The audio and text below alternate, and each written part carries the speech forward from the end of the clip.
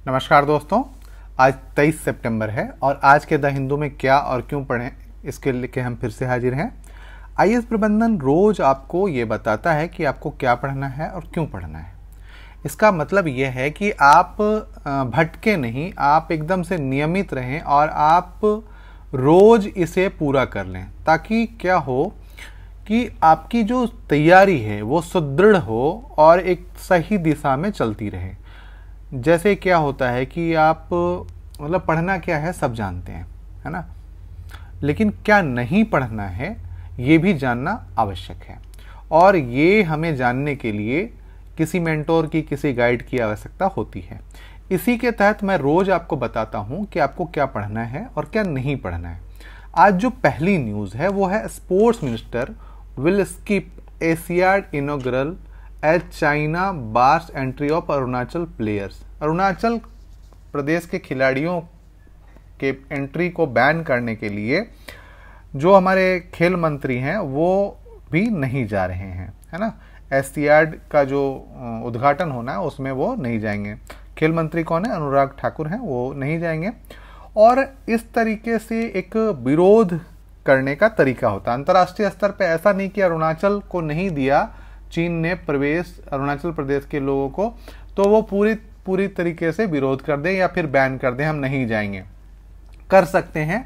और दरअसल ये मामला हुआ क्या है कि अरुणाचल को चीन अपना पार्ट मानता है और अभी जो उसने मैप जारी किया है उसमें अरुणाचल के साथ साथ अक्साई चीन को भी उसने अपना हिस्सा दिखाया है। इस पर भारत ने प्रतिक्रिया व्यक्त करते हुए इस पर कड़ा विरोध जताया है। तो ये चीजें हमें देखनी पड़ती हैं। अब कहाँ पे हो रहा है एशियाड? तो वो चीन में हो रहा है, चीन में। और इसमें जो चीजें होंगी वो तो खैर बाद में देखेंगे। तो ये यहाँ पे खेल मंत्री नहीं जाएंगे। अब देखो कि खेल क्यों आवश्यक है ना। खेल एक कूटनीतिक रिश्ते बनाने के लिए आवश्यक होते हैं, ताकि हमारे जो दोनों देशों के संबंध, और सिर्फ खेल मतलब सिर्फ खेल या मुख्य रूप से खेल ही नहीं होता, इसके साथ साथ कई लोग भी जाते हैं, कई लोग भी वहाँ पर्यटन करने जाते हैं, कई लोग अलग कुछ देखने या फिर घूमने, इस तरीके की चीज़ें भी, इन तरीके की चीज़ों को भी बढ़ावा मिलता है ना। तो खेल को हम एक रिश्ते सुधारने का तत्व कह सकते हैं या एक जरिया कह सकते हैं। तो ये आपको इस तरीके से देखना है। इसके बाद जो हमें पढ़ना है वो पेज नंबर 8 पे है। पेज नंबर 8 पे क्या है? India and the great power contest in West Asia, पश्चिम एशिया। पश्चिम एशिया मतलब जो यूएई, सऊदी अरब, इस तरीके की चीज़ें हैं, उसमें जो बड़ी शक्तियां चीन, रसिया, अमेरिका, इंडिया, है ना, ये सब क्या कर रहे हैं? सब कोई अपने तरफ करने को, मतलब सभी देशों को, जो पश्चिम एशिया है उसमें सभी देशों को अपने तरफ करने को ये लोग प्रयास कर रहे हैं, है ना। कोई सऊदी अरब से समझौता कर रहा है, कोई ईरान से समझौता कर रहा है, कोई यूएई से समझौता कर रहा है। इस तरीके से एक मतलब पूरा का पूरा मामला जो है वो एक बना हुआ है कि जो है हमारे तरफ आ जाए, है ना। आखिर ऐसा क्यों है? कारण ये है कि एक क्षेत्र है जो रणनीतिक रूप से, सामरिक रूप से बहुत महत्वपूर्ण है।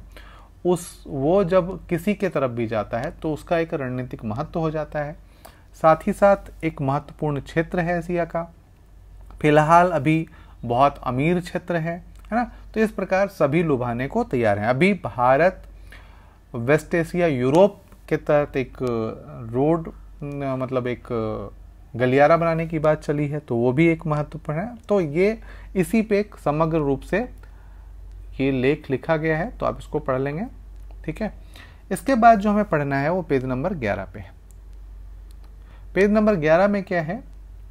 लोकसभा एडजर्न, है ना, लोकसभा एडजर्न, सिनेडाई रजिस्टर्स 160% प्रोडक्टिविटी, है ना, 65। तो ये ध्यान रखें कि जो लोकसभा अभी विजय सत्र बुलाया गया था, इसने अपनी प्रोडक्टिविटी कितनी रखी? 160%, है ना। तो ये बहुत बड़ी बात है ना। इसी पे एक चर्चा की गई, तो इसको आप देख लेंगे, है ना। साथ ही साथ आप एक चीज़ और सर्च करेंगे कि स्पेशल सेशन क्या होता है, इसको आप ज़रूर सर्च कर लेंगे। ठीक है, इसके बाद जो हमें पढ़ना है पेज नंबर 14 पे। पेज नंबर 14 बिजनेस पेज होता है और उसमें हमें पढ़ना क्या है, ऑयल प्राइसेस। ऑयल का मतलब यहाँ पे आप देखिए क्या है, ऑयल का मतलब खाद्य तेल नहीं है। जब भी ऑयल सिर्फ लिखा हो इसका मतलब है क्रूड ऑयल, मतलब पेट्रोलियम पदार्थ, ध्यान रखिएगा। ऑयल प्राइस ये concern but no alarm yet, एक चिंता की बात है लेकिन अभी खतरे की घंटी नहीं है, है ना। और अभी जो है वो धीरे धीरे तेल की कीमतें बढ़ रही है। आखिर तेल की कीमत बढ़ने से पूरा विश्व परेशान क्यों हो जाता है? आप ये समझिए कि अभी भी हमारा 80% जो ऊर्जा का स्रोत है वो फॉसिल फ्यूल से है, मतलब जीवाश्म ईंधन या तेल से ही है ना।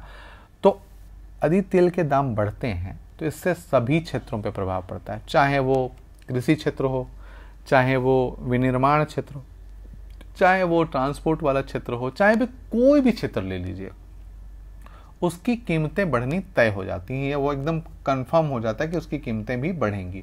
क्या कारण है? क्योंकि तेल बढ़ जाएगा तो भाड़ा बढ़ जाएगा, है ना, किराया बढ़ जाएगा, किराया बढ़ेगा तो सब कुछ बढ़ जाएगा।